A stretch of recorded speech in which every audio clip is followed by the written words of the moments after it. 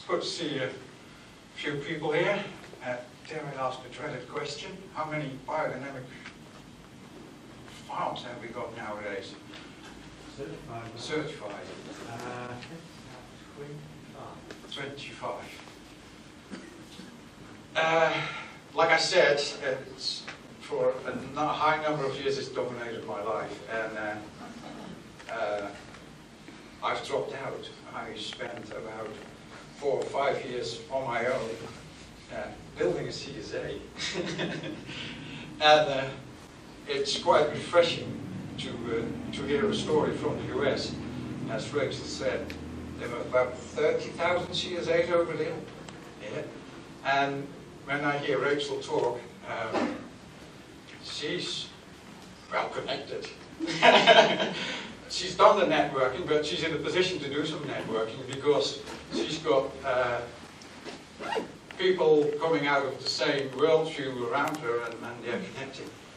We got 25 biodynamic farms in New Zealand, 13,000 CSA. So it's easier to connect organization. I was young and foolish. And I had learned a lot, I thought. I sure did. I learned a lot of theory, mainly academic. And because my background is in sustainable agriculture, my interest is in life, nature and God, which in my view is the same.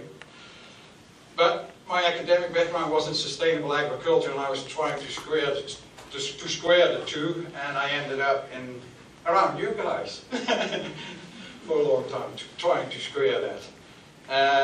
But in the beginning I thought, if I take what I've learned from university and I share that with everybody, it must be pretty obvious what's there to do.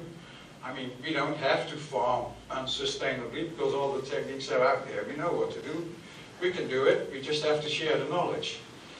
That seemed to be a wrong concept. There's a bit more to it, as I've discovered. And one of the key issues for me is that you really need to walk the talk.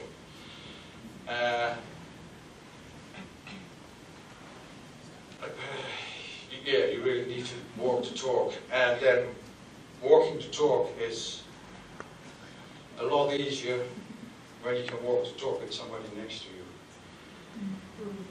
With regards to setting up the CSA,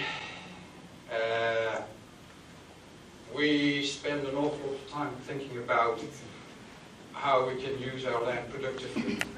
And as Jill was mentioning, I was into humus. Big time I was into humus, and I knew how to grow soil. And I had a property, and we were trying to grow produce off of it, because if you walk the talk, you've got to do the deed as well.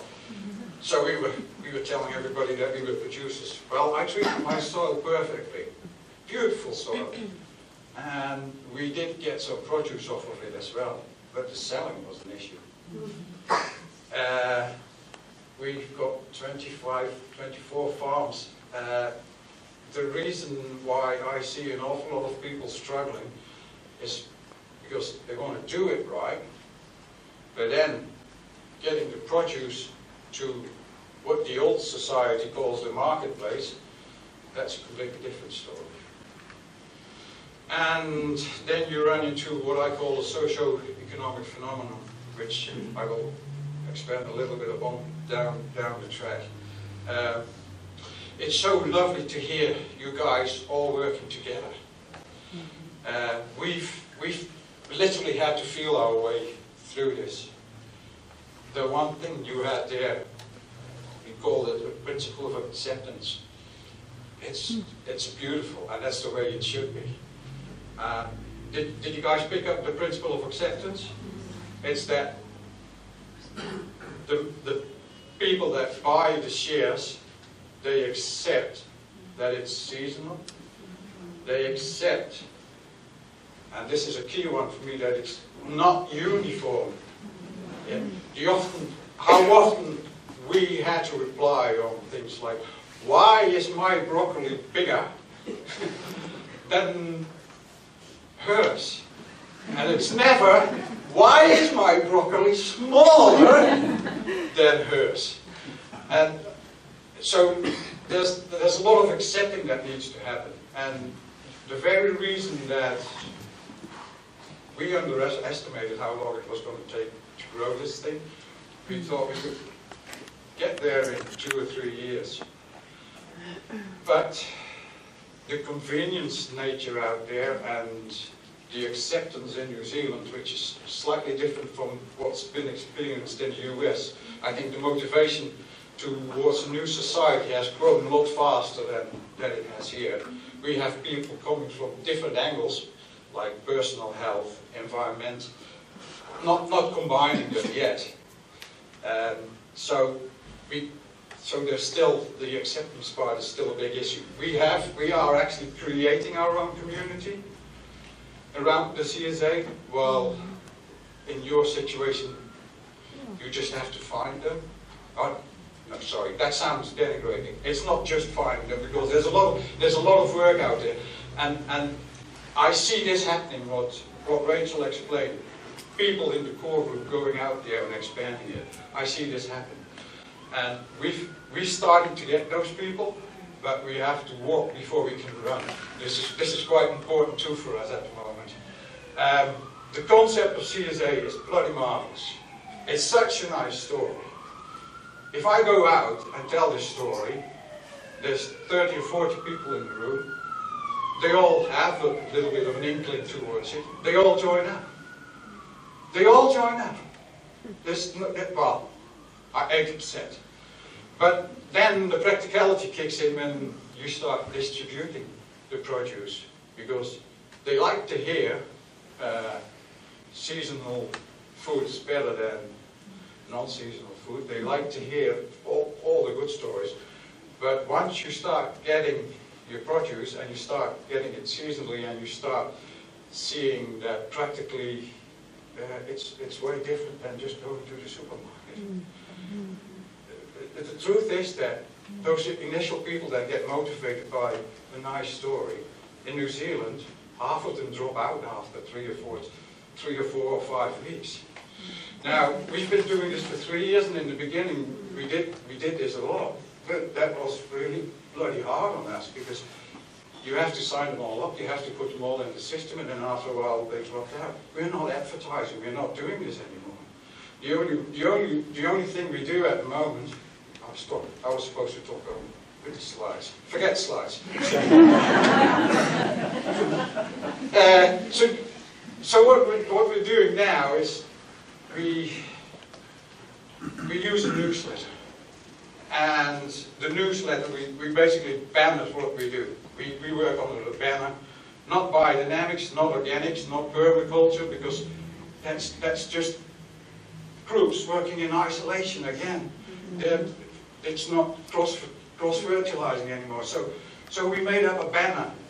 I made up a banner, and it's a very global banner, because we operate under the banner of food quality and inclusive thinking.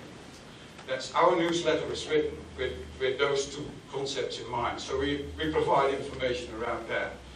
You all can relate to that, because this is immediately you. This is the Biodynamic Farming and Gardening Association.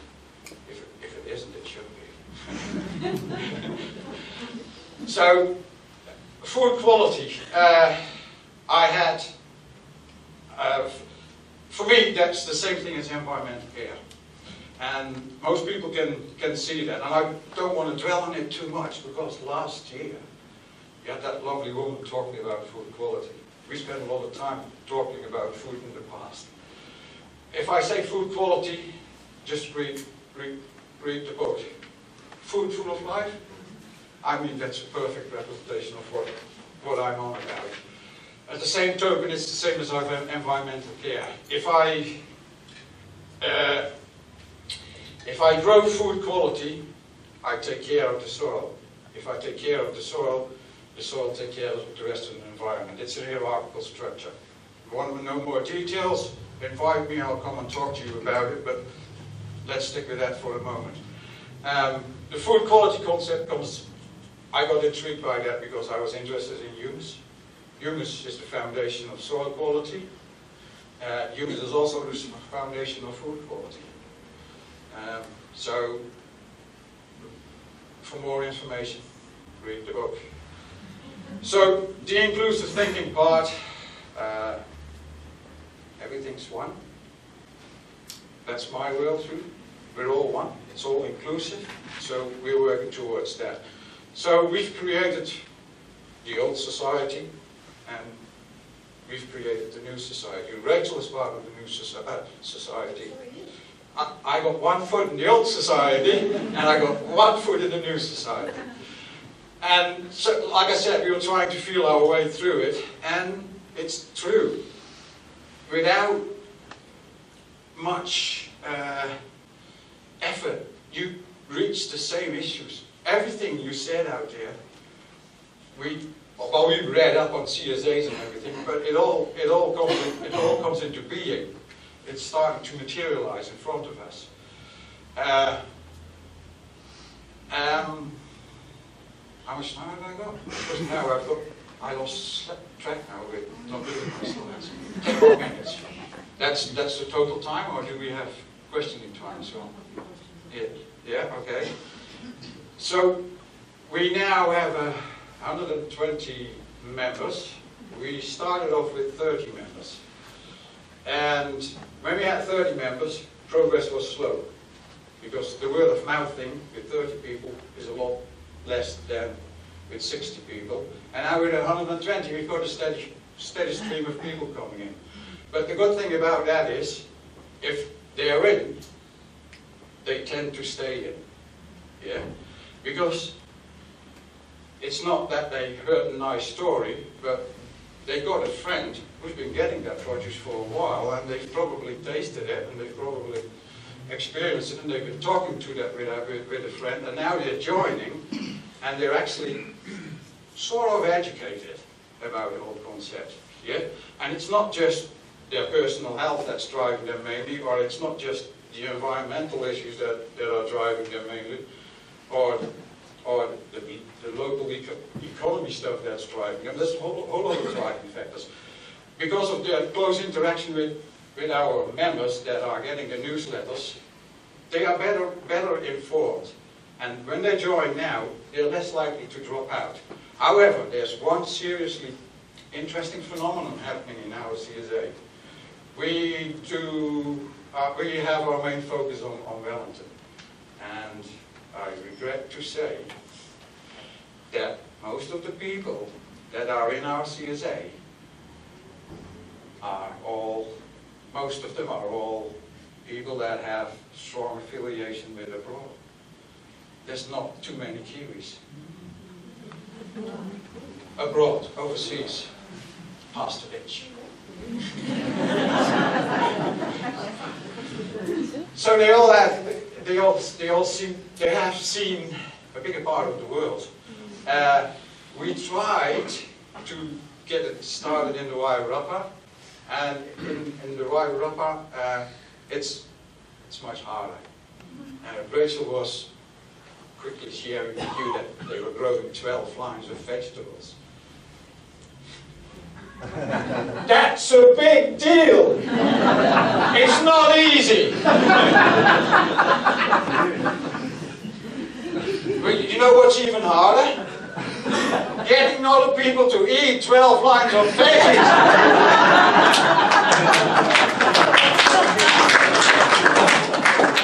I tell you though, if we can't do this, you can't look after the soil, because if I feed my soil potato after potato after potato after potato, what will happen? The soil will starve from boredom. If you eat potato after potato after potato, what will happen? You won't come off the couch anymore, and you'll die of boredom as well. So, to look after the soil and to keep us running around and thinking, finishing our thoughts, I mean, you need those 12. You need those 12 veggies. And it's not about the 12 veggies, but you need a balanced diet. The soil needs a balanced diet, and we need a balanced diet. Yeah?